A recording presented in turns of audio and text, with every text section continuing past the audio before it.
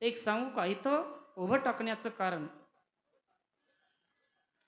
मी जसं म्हटलो ना, आपण सगळ्या तमाम महाराष्ट्राला माझे हात जोडून विनंती आहे. एखाद्याच्या अंतःकरणात दुखलं असं कधी कोण बोलू नये.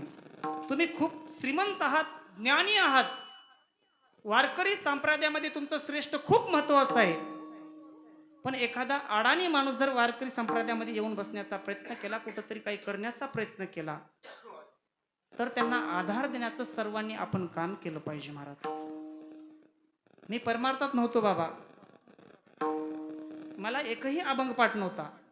फक्त ढोक महाराजांनी एकदा तिथं लोह्यामध्ये कार्यक्रम चालू होता. कन्या सासूराशी जाई मागे परतून पाय एवढाच माहिती होता. पण कुठंतरी योगायोगानं सहज एखाद्या वारकऱ्याची भेट व्हावी आणि आपल्या आयुष्याचं सार्थक व्हावं. हे जर नसेल तर आपल्या आयुष्यामध्ये आपल्या कुळांचं कोणीतरी पूर्व पुण्य आपल्यापर्यंत यावी लागते.